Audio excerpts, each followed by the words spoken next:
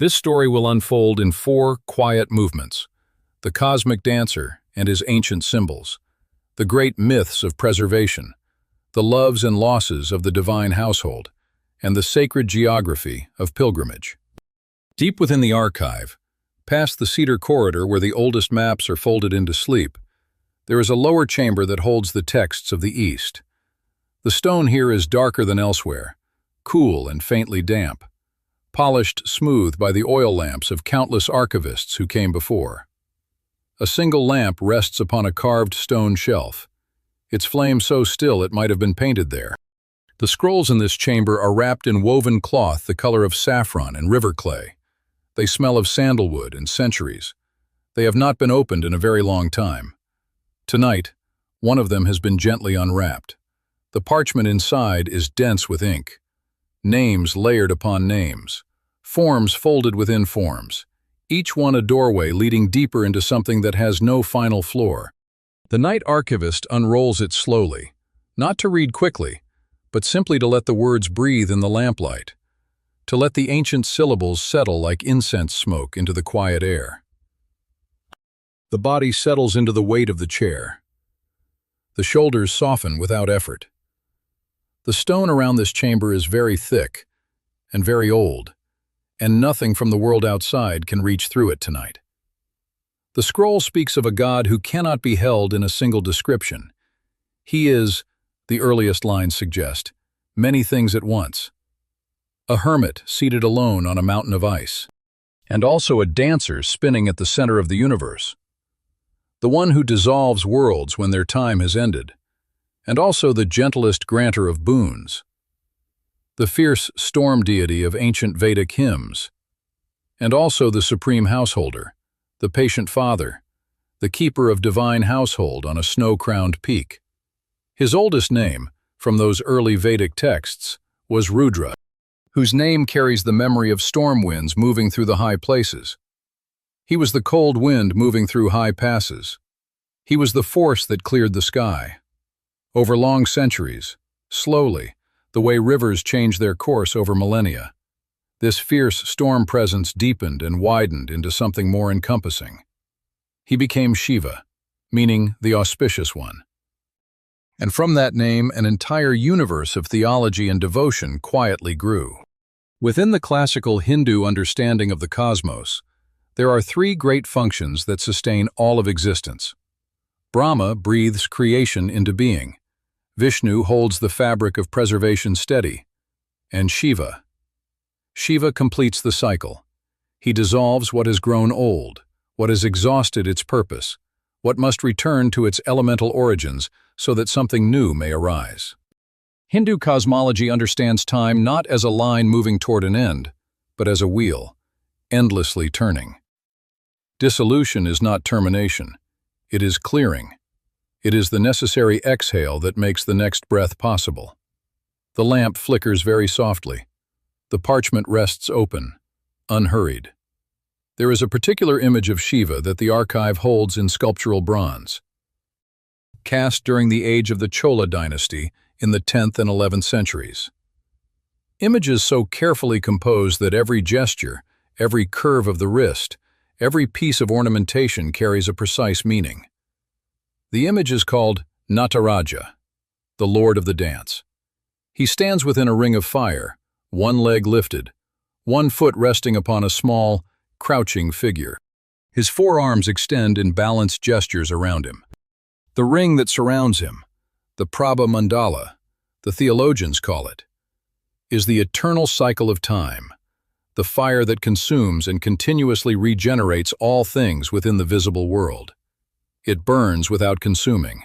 It turns without stopping. In his upper right hand, he holds a small drum called the Damaru, hourglass-shaped. It narrows in the middle and expands at both ends. When its vibration first sounded in the deep silence before creation, the universe began. Sound came first, then form.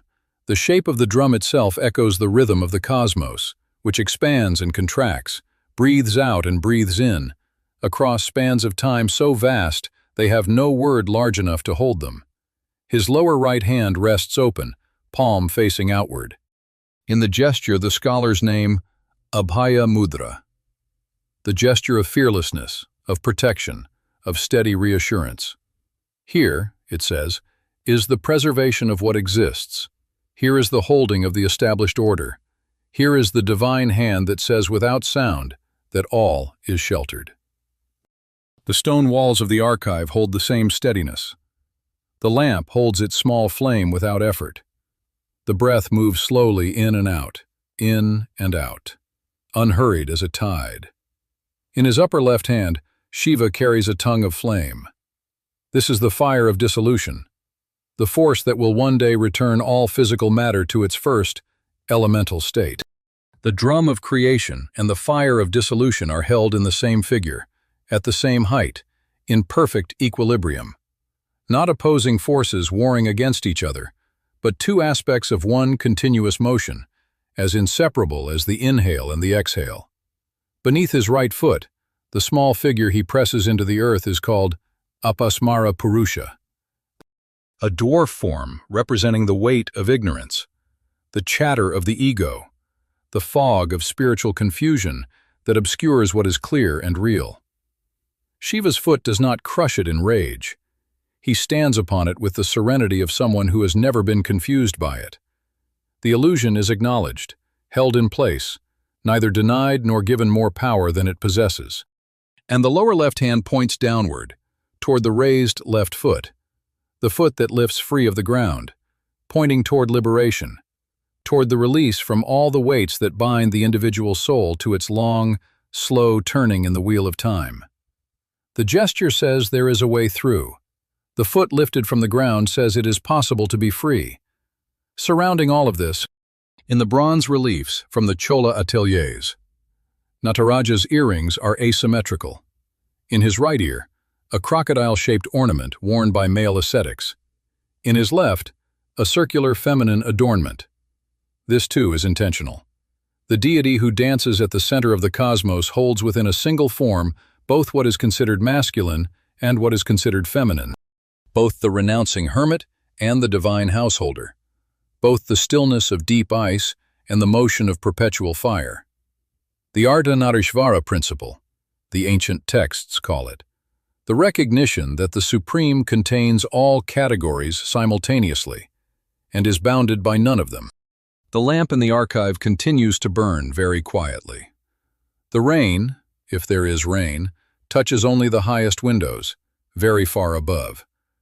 The parchment rests open on the stone shelf, the ink still glowing faintly in the amber light. Beyond the Nataraja, the sculptors gave Shiva many further adornments, each one a teaching pressed into metal or stone. The crescent moon nestled among his matted locks marks his mastery over the mind and the turning of time, bringing its coolness to a nature otherwise inhabited by fire. Coiled around his neck, the serpent king Vasuki sleeps in the curve of his throat, signifying the complete subjugation of fear. And more than fear, the mastery over the coiled primal energy that yogic traditions call Kundalini Shakti, the dormant force at the base of the spine that rises, in those who cultivate it, toward something luminous. The trident he carries, the Trishula, marks the three great cosmic functions, and also the three fundamental qualities that all matter is said to carry. Sattva, which is clarity and light. Rajas, which is energy and motion.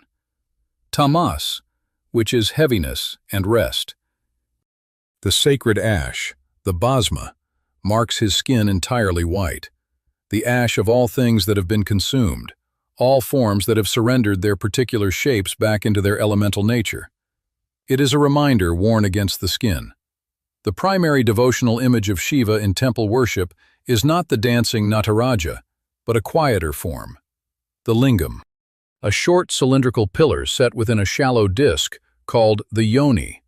The term itself, from the ancient Upanishadic texts, means simply a mark, a sign, an emblem. Together, the vertical stone and the horizontal disc represent the meeting of pure consciousness with primal material energy, the merging of the formless with the formed, the eternal with the temporal, the still with the generative. In temples across the subcontinent, in carved stone chambers lit by oil and flower, This union has been venerated in continuous, unbroken practice for more than 2,000 years. The archive grows quieter still. The outer world has receded entirely. There is only the lamplight on old parchment, the cool weight of stone on all sides, the slow and patient turning of the pages. The body is heavy. The breath has grown softer. The night is long and holds everything gently, without urgency, without sound. The scroll does not close. It rests as it is, with its ancient ink still breathing in the warmth of the flame.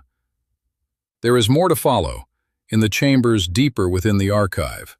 The myths of how this immense deity moved through the world, catching floods in his hair, drinking poison to save existence, loving and losing and being loved again. Those pages are waiting in the dark, patient as stone, patient as the slow erosion of mountains into river silt. For now, the archive holds everything still. The lamp holds its small glow. The air is cool and unhurried. The night has many hours remaining, and all of them are soft. The lower chamber of the archive holds more than one scroll. Beside the first, resting in a cedar box lined with cloth that was once the color of river water, there is a second text, thinner, its edges worn soft by handling, its ink darker and more urgent in the places where the ancient copyist pressed harder against the page.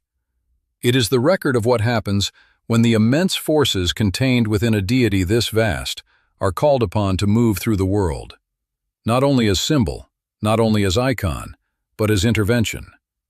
The lamp here burns slightly lower than before. Its light reaches only as far as the immediate circle of the shelf, the parchment, the cool stone surface beneath the hand. Beyond that, the shadows of the archive have deepened into something almost solid, almost comfortable, like old velvet pressed quietly against the walls. The eyes may close on their own. The words will continue without them. The first of these intervention narratives is one the archive catalogues simply as the descent of the great river. The Ganga, the texts explain, did not always flow upon the earth.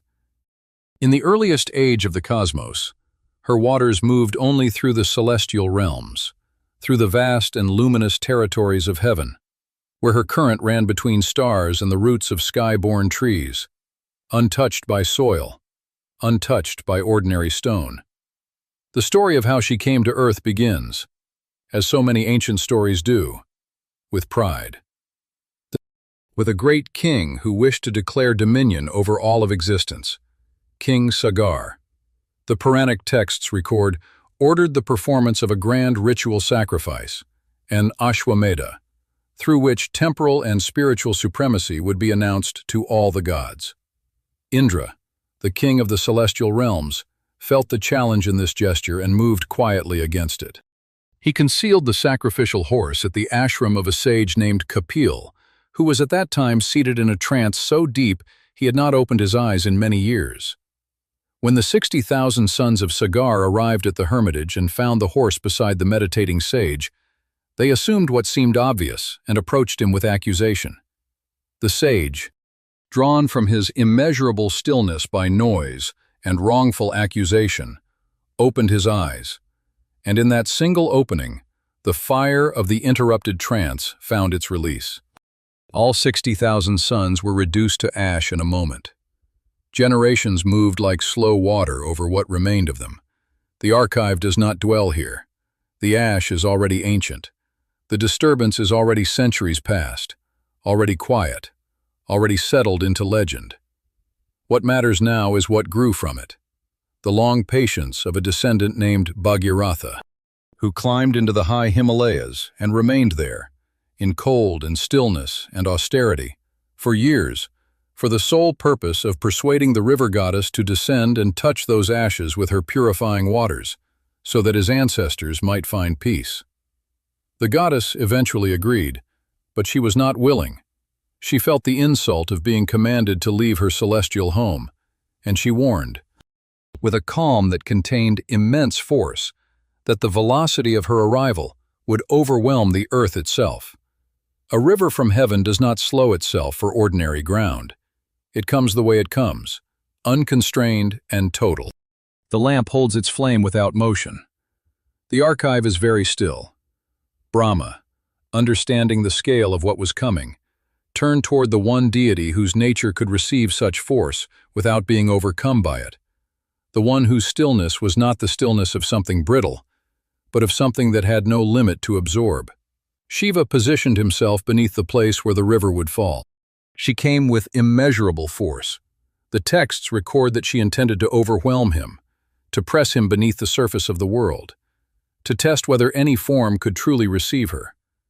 But Shiva simply received her, the way the earth receives rain, and the entirety of her roaring descent disappeared into the labyrinth of his matted locks, his jata, those densely coiled and immeasurable tresses through which she found no single path, no floor, no exit. She wandered. She slowed. The archive imagines this as something like sleep arriving in someone who has been restless for a very long time.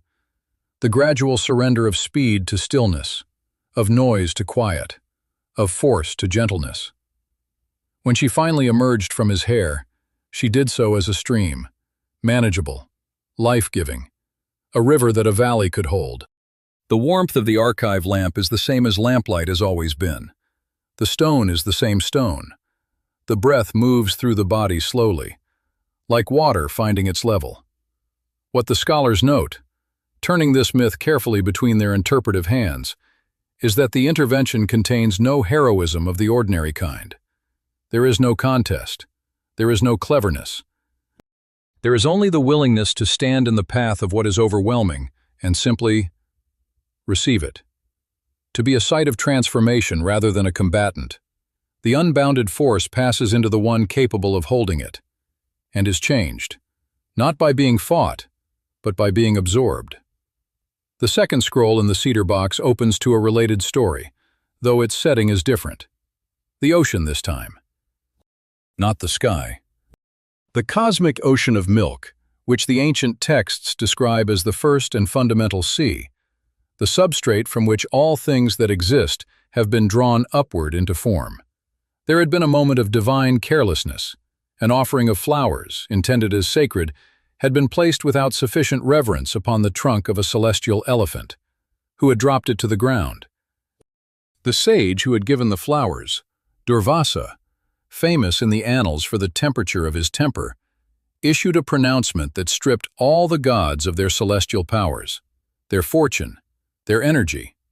What followed was a long period of vulnerability among the devas, the gods, during which the asuras, the opposing forces of the cosmos, held the upper hand entirely. The ocean of milk contained at its uncharted depths the nectar of immortality, the Amrita, which would restore what had been lost. But no single force was strong enough to churn the ocean to its floor alone. Gods and asuras agreed to labor together. They used a great mountain as their churning rod, and the serpent king Vasuki as their rope.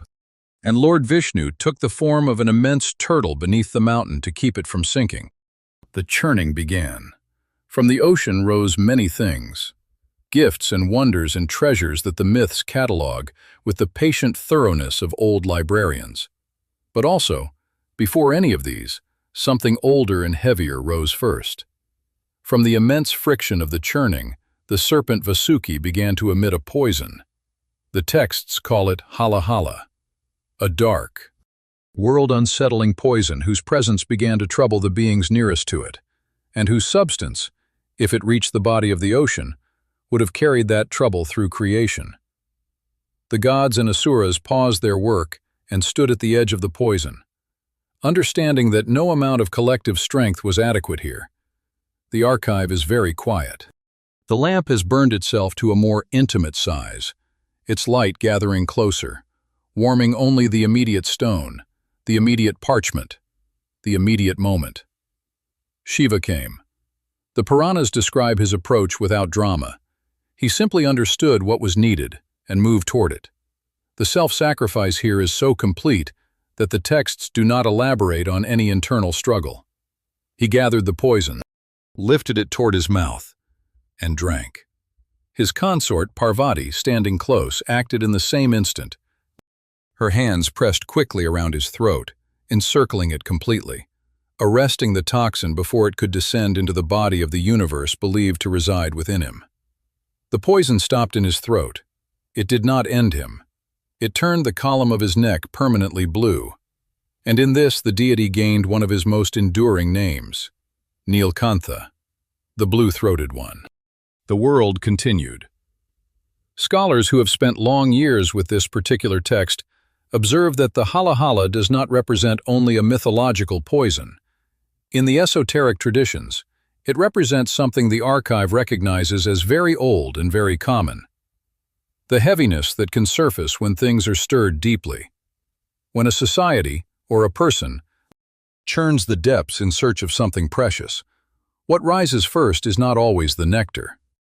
There is often something difficult that must be held and transformed before the gift can be received. The capacity to hold that, to keep it from spreading further, to transform it within one's own inner vastness. The ancient texts describe this as among the most profound of the god's attributes. The lamp is low and steady. The stone is cool at the wrists and at the feet. The body is heavy in the way of something that has laid down its carrying for the night. The breath moves in and releases, in and releases. From the cedar box, the third text is thinner still. It concerns a god of smaller scale than the cosmic ocean or the celestial river, but a deity whose domain is in some ways more intimate, more immediate, more tender in its stakes. Kamadeva, the god of love. Not love in its philosophical or devotional sense, but love as a sensory event. Love as the pull that moves bodies toward one another. Love as the flowering arrow loosed without asking permission. After the death of his first wife, a story the archive holds for later in the night, Shiva retreated entirely into the Himalayas. He sat in the highest and most inaccessible places, in cold that had no season, in stillness that had no floor. His meditation was unbroken. The world at large grew anxious in his absence. An asura named Tarakasura had risen to great power, and prophecy declared that only a warrior child born specifically from Shiva's lineage could end the imbalance. But Shiva, having turned all of his attention inward, was utterly beyond the reach of worldly concern. The gods, in their grave concern, made a decision that the scrolls record as both necessary and unwise in equal measure. Kamadeva was sent. He approached the mountain. He observed the meditating figure from a careful distance. Then, understanding that subtlety would accomplish nothing against someone whose attention had withdrawn entirely from the world of sensation, he released his flower arrow directly at the ascetic god. The third eye opened. The fire that had been sealed behind it for uncounted years poured outward in a single beam, and Kamadeva was gone, not defeated, not driven away, simply reduced to the same ash that marks all finality in Shaivite tradition.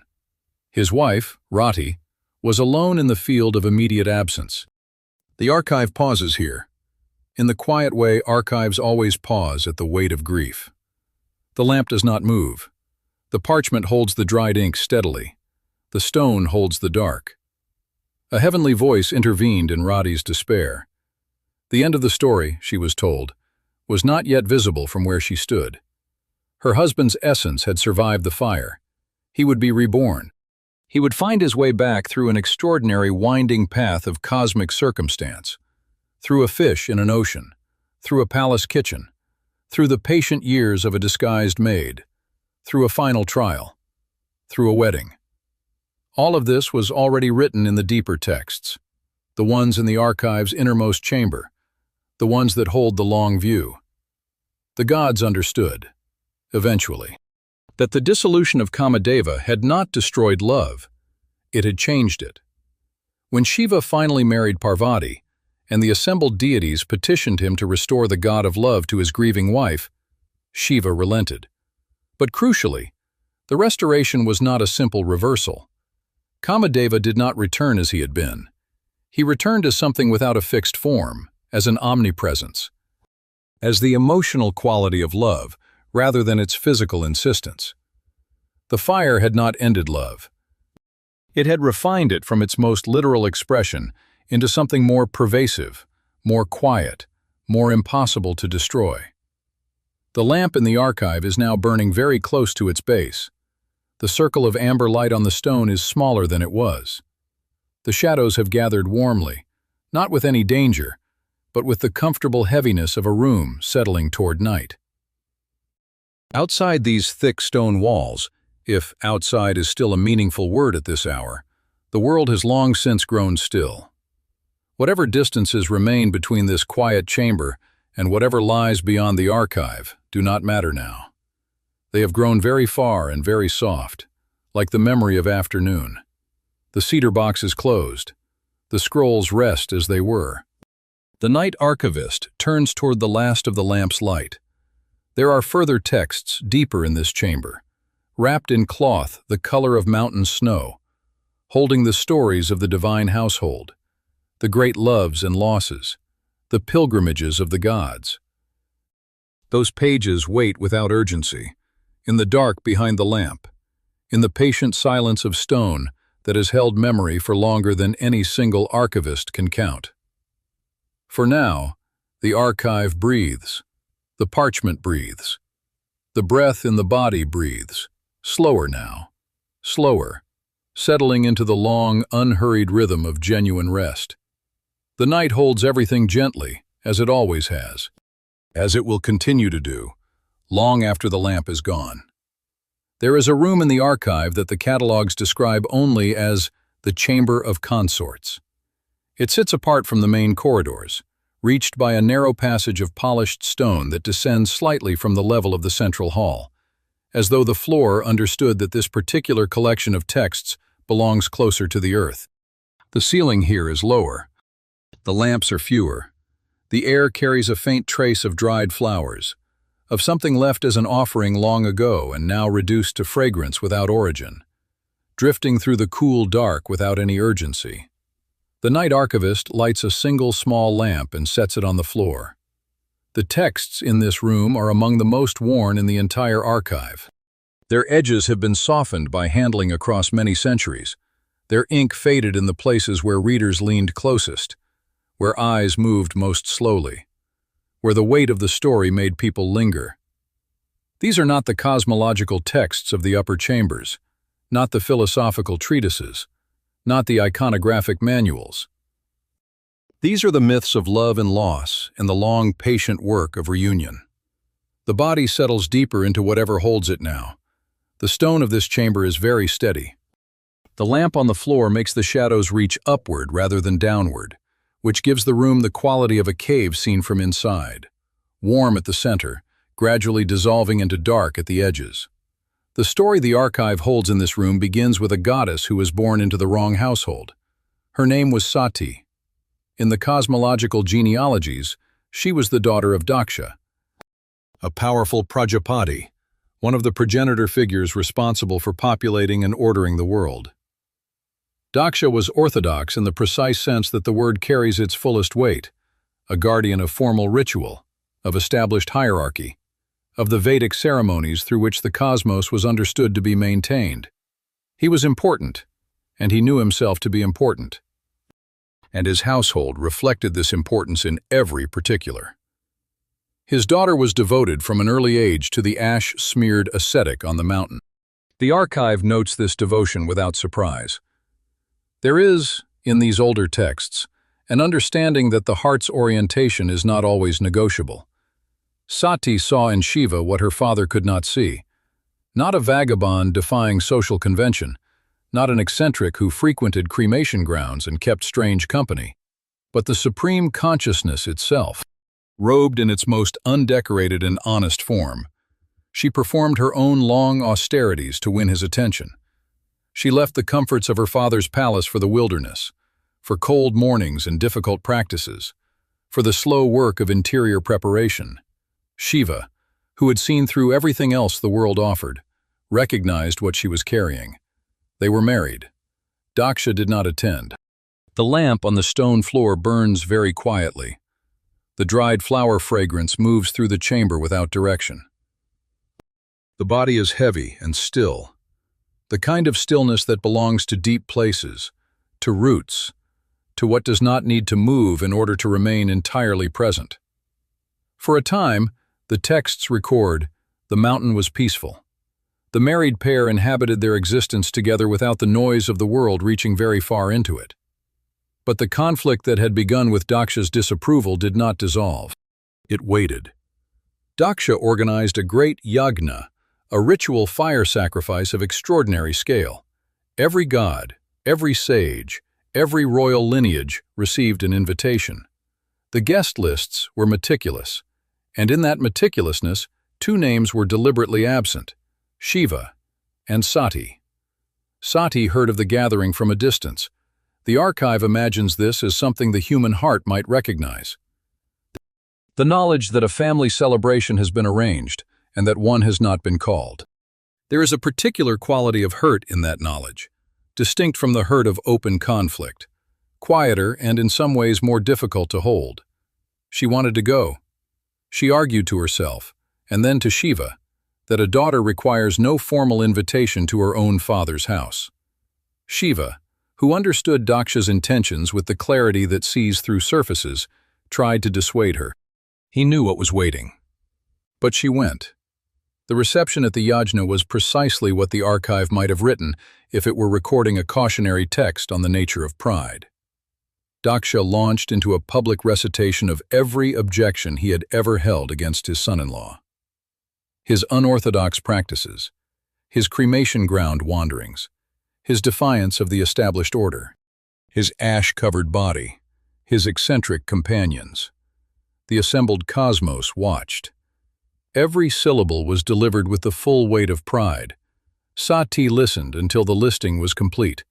Then she acted, not in rage, not in loud protest, but in a decision as final as stone. She invoked her internal yogic fire and burned away her body in that place, in the middle of the ritual she had not been invited to, in full view of everyone who had watched the insult delivered. If her father's lineage could not be worthy of what she had made of herself, then she would sever the connection entirely. Not by leaving, but by departing in the most absolute possible sense. The lamp is very still. The shadows at the edges of this chamber are warm and close. The breath in the body has found a rhythm that does not require attending to, slow and self-sustaining. The way the breath always finds its rhythm when the mind stops supervising it. What came after Sati's death is recorded in the archive's most carefully preserved texts, written in a smaller and more precise hand than the others, as though the copyist understood that even the description of this particular grief needed to be contained with care. When Shiva learned what had happened, the grief that moved through him was of a scale that endangered the coherence of the world. He gathered her body from the sacrificial grounds and carried it.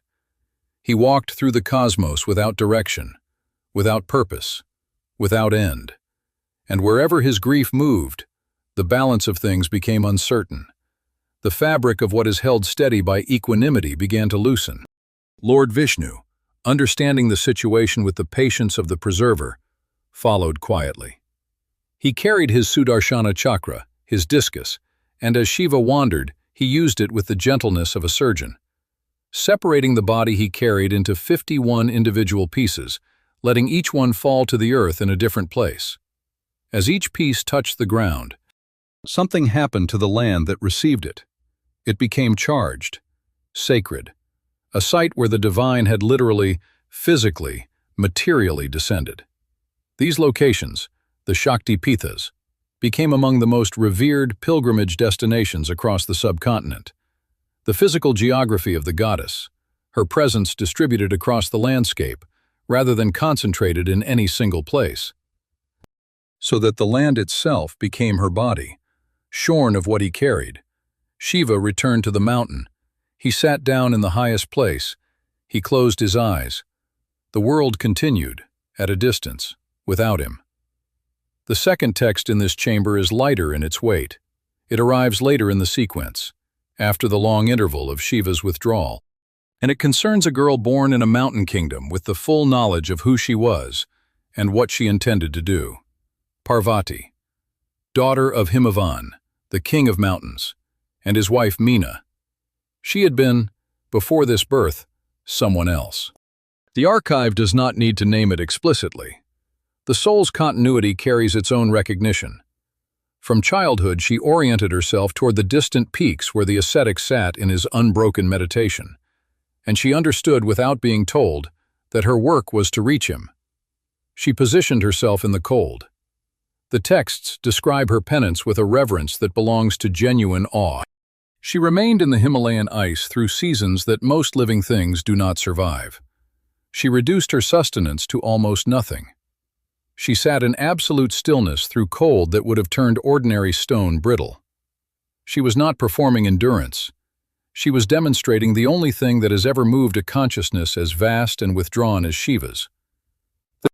The unmistakable sincerity of complete dedication, offered without any guarantee of return. He noticed, eventually, the way something very still notices a change in the quality of silence around it. A great wedding followed, celebrated by the assembled celestial orders, described in the Puranas with the elaborate joy of texts that understand this union as cosmologically necessary. Shiva, who had been entirely absent from the processes of the world, returned to it through her. Not because she compelled him, not because the gods required him, but because she had made herself into a form of presence that his own nature recognized and moved toward. The lamp on the stone floor has burned down considerably. Its light is intimate now, reaching only the immediate circle of the archive chamber, and everything beyond that circle is a comfortable, settled darkness that holds no weight. The household they established on the peak of Kailash is described in the later texts with a warmth that is different in quality from the mythological grandeur of the cosmological narratives. There is something in these passages that feels less like theology and more like the description of a home. The chaos and the tenderness of a family that contains enormous contradictions held in close proximity. The supreme ascetic and the maternal goddess, the wandering eccentric and the grounding presence, the one who dissolves and the one who nurtures. 2 children inhabited this household.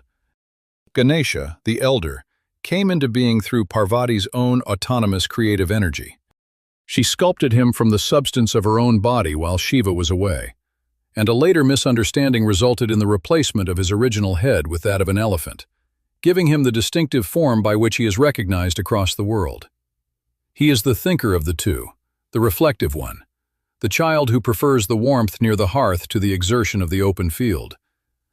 He represents the intellect that perceives through obstacles rather than against them.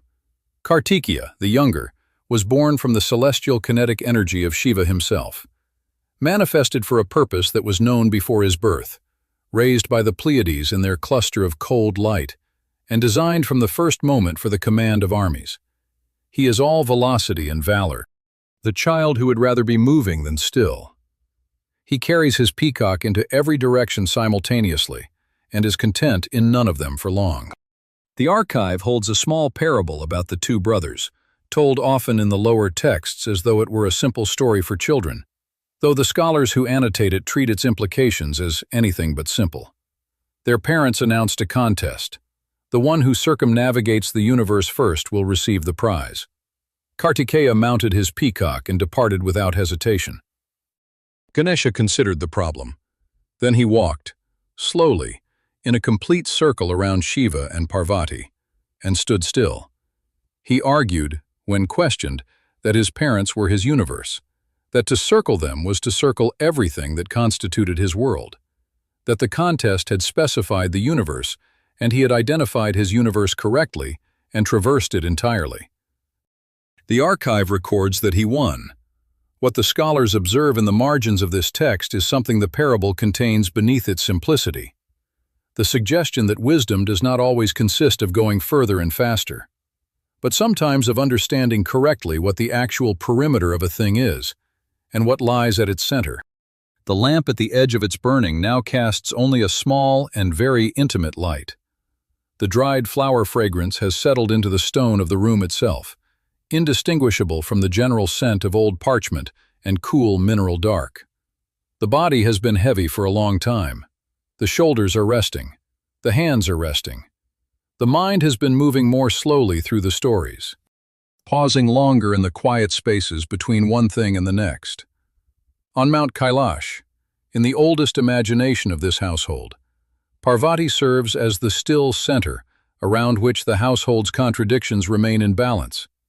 She mediates between the fierce ascetic energy of her husband and the demanding animated life of their sons and companions. She asks Shiva questions that become the teachings the texts preserve. She receives the deepest esoteric wisdom as both student and partner, and then, moved by maternal compassion for a world that does not know what she has been given, she shares it outward.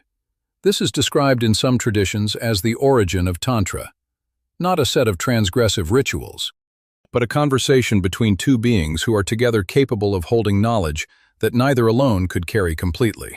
The household on Kailash, in this reading, is not a retreat from the world but its sustaining source, the place where the most fundamental energies of consciousness and matter rest in each other's presence, where the ancient storm deity who scattered ash across the high Vedic heavens came at last, through love and loss and the long patience of a mountain girl, to something resembling home.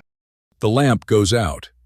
Not dramatically, it simply diminishes, the way all flames eventually diminish, the wick consuming the last of the oil without a vent, the light contracting to a point and then releasing into the dark. The chamber holds the warmth that the burning left behind, and that warmth is enough. And the stone is steady, and the dried flower fragrance drifts without direction through the perfectly quiet room. The scroll in this chamber does not close. It rests open in the dark, its ink invisible now, its words still present in the stone and the air, and the slow breath of the one who has been reading. The archive holds deeper texts still, maps of sacred ground, the geography of where the divine fell to earth and remained, the cold mountain temples and the river island shrines, and the ice that forms and reforms in the high caves by the light of nothing but the moon. Those pages are waiting in a further room, behind a door that is already slightly open, letting through only the faintest thread of cold mountain air. The night is long and patient and holds everything gently. Everything, without distinction, without urgency, without sound. It is not marked on any of the catalogs that line the main corridor. It does not appear in the index volumes on the upper shelf, those thick and authoritative folios that account for every scroll, every clay tablet, every stitched binding in the collection. To reach it, the night archivist must pass through the chamber of consorts, through the narrow stone passage at its far end, and then down a short flight of steps whose edges have been worn to soft curves by centuries of careful feet. The room at the bottom is small. Its ceiling is low enough that the air feels closer here, more intimate, held in place by the weight of the mountain above. The walls are not shelved. Instead, they are covered entirely in maps, old maps, some drawn on papyrus, some pressed into fired clay, some painted directly onto the stone in inks that have faded to the color of rain. They show the same landscape from different centuries, the same subcontinent traced again and again by different hands, each one marking the same points in slightly different ways, as though each cartographer understood that what they were mapping was not merely geography. What they were mapping was where the sacred had touched the earth and left a mark. A single oil lamp rests in a shallow stone niche. Its light moves very slightly, as though somewhere above, in the mountain itself, there is a passage of air so slow and distant it barely registers as movement. The maps breathe with it. The shadows lean and recover, like the tide against a very quiet shore. The room holds this moment quietly. The weight of the night settles completely. There is nothing to arrive at. There is only this room, this lamp, these maps, and the slow, warm dark. The archive opens the final scroll. It concerns a dispute between two gods about the nature of supremacy, Brahma the creator and Vishnu the preserver. The texts record, found themselves in an argument about which of them held the higher position in the cosmic order. The disagreement had grown from something theological into something resembling pride. And pride, the archive has learned across long centuries of cataloging its consequences, tends to require a resolution it cannot generate from within itself. Into that argument, Shiva manifested, not in any of his iconographic forms, not as the dancer, not as the ash-marked ascetic, not as the blue-throated god of the Himalayan peak. He manifested as a column of light, a pillar of luminous fire that rose from the earth and ascended through the sky and continued ascending, without summit, without floor, disappearing into both the upper and lower reaches of existence without ever arriving at an end. Brahma flew upward to find its crown. Vishnu descended to find its root. Neither succeeded. The pillar had no crown. It had no root. It was not a thing that had originated at a point and extended outward from that origin. It simply was, in all directions simultaneously, without boundary. This was the first Jyotirlinga, the lingam of light, and the 12 places across the subcontinent where this same luminous essence is believed to have penetrated the earth and remained. Like a nail of pure presence driven through the surface of the ordinary world into something beneath it. These are the Jyotirlingas, the pillars of cosmic fire that the map on the archive wall traces from the western coast to the southern tip to the Himalayan north. The lamp in this room makes the map lines glow faintly in the stone. The northernmost mark is Kedarnath, at an altitude so great that the air thins to something barely sufficient, where the temple of the divine hump sits among the glaciers of the Garhwal Himalayas, accessible for only a brief portion of each year before the snow returns and closes everything in white silence. The southernmost is Rameshwaram, where the land runs out and the ocean begins, where the distance across the water carries the eye towards Sri Lanka, and the old epic narratives that unfolded there across an age that has long since dissolved into legend. Between these two poles, the Jyotirlinga map covers the breadth of a continent with 12 points of fire, each one a place where the earth received the infinite and held it in compressed and particular form. The way a lens holds light. The way a single word in a very old text can hold a meaning that takes a lifetime to fully read. The body is very still now. The hands rest without effort. The breath does not require watching. The room has that quality of deep night where the boundary between wakefulness and sleep has become permeable and soft, where the words continue to arrive, but from a direction that is increasingly difficult to locate precisely. There are other maps on the walls of this room, smaller, more detailed, focused on a single region in the high Garhwal, where the mountains are old enough to have been described as the abode of gods by every tradition that has ever encountered them. This map traces the Panch Kedar circuit, 5 temples scattered across the altitude and difficult terrain of a region where the path between them is not a road, but a negotiation with weather and gradient and the limits of the body. The archive holds the origin story of this circuit in a text that begins after the long sorrow of Kurukshetra had concluded. The Pandava brothers stood in the wreckage of their victory and understood, with a clarity that only arrives after the fact, the full weight of what had been done. They had harmed their own kin. They had harmed their teachers. The scale of the harm was not something that formal ritual could simply dissolve, not something that intention alone could resolve. They needed absolution of a different order. Krishna advised them to seek Shiva, but Shiva, who had watched the war with his encompassing ancient gaze, was not inclined to make absolution easy. He left his favored city of Varanasi and moved into the high Himalayas.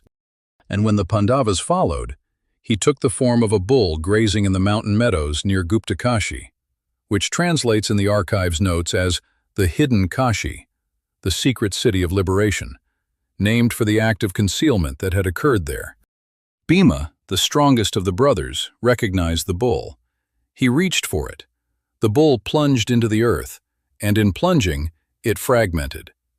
5 anatomical aspects of the divine animal rematerialized across 5 locations in the Kedar territory, each one a different part of the body, each one now venerated in a temple that the Pandavas built from stone as their act of penance. Their offering, not of ceremony but of labor, of the physical work of hands on rock in cold air at altitude. The hump at Kedarnath, above 3,500 meters. The arms at Tungnath, which the archive's margin notes identify as the highest Shiva temple in the world. at nearly 3,700 meters. A place where the tree line is already surrendered and only grasses and rock and sky remain. The face at Rudranath, reached by a trail of 20 kilometers through alpine meadows and forests of rhododendron that bloom red in the brief warm season before the passes close. The navel and stomach at Madhya Maheshwar, where the views extend to mountain peaks whose names are themselves forms of prayer. And the matted hair, the Jata, at Kalpeshwar, the lowest of the five, and the only one that remains open through the winter months. The only one that does not close its doors to the snow. The divine body, in this telling, is not abstract. It is topography. It is the shape of a specific landscape, pressed into specific stone, worshipped by feet that walk difficult miles to arrive at altitudes where breath itself requires extra attention. The lamp in the archive niche is burning very quietly. The maps on the walls have stilled in the near absence of the draft. The shadows are no longer moving. There is one final place the archive marks, and it is different in kind from all the others. Not a temple built by human hands from cut stone. Not a site chosen by theological reasoning or royal patronage. A cave, high in Kashmir, at an altitude of nearly 4,000 meters, accessible through a brief summer window before the cold returns and the glacier reasserts its claim on the entrance. Inside the cave, water drips from the ceiling. In winter, in the particular cold of that altitude and that stone, the dripping water freezes before it reaches the floor. It builds, drop by drop, a column of ice that rises from the ground toward the ceiling, waxing and waning with the temperatures and the lunar cycles, growing fuller at certain phases of the moon and retreating at others.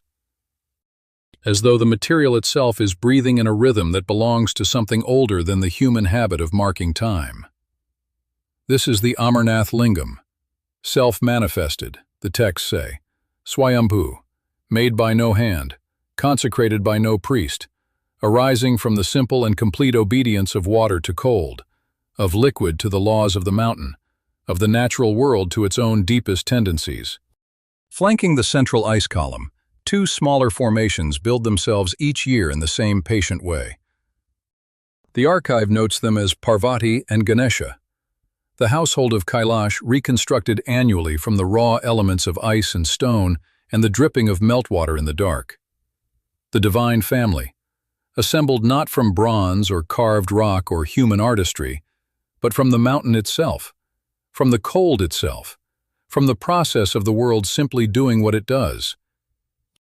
The theologians who have written about this site across centuries observe that what it demonstrates is not the insertion of the divine into the natural world, but the recognition of the divine already present within it.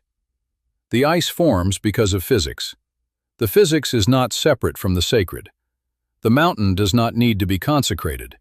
It is the consecration. The lamp in the stone niche has reached the final depth of its oil.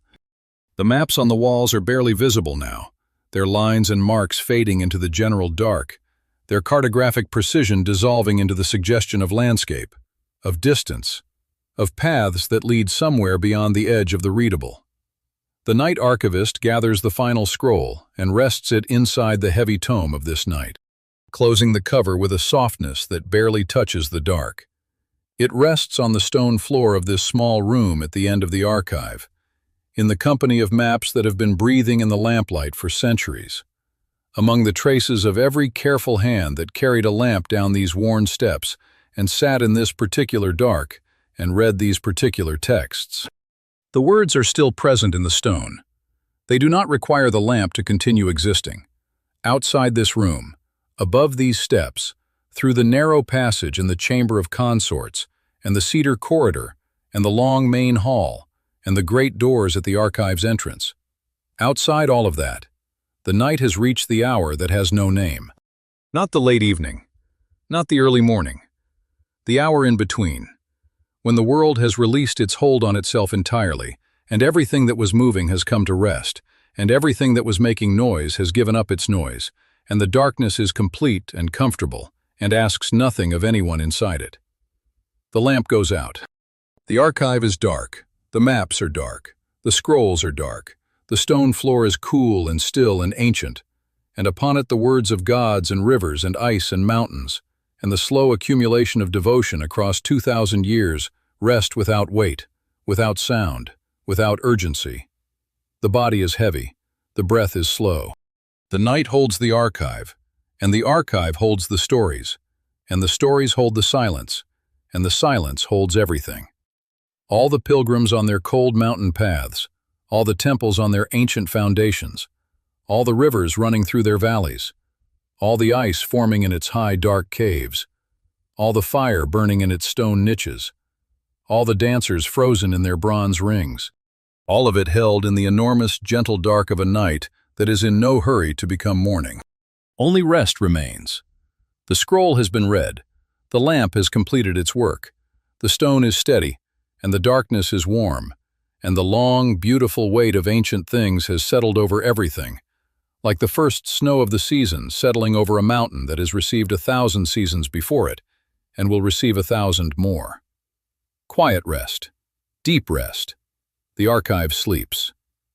Finished.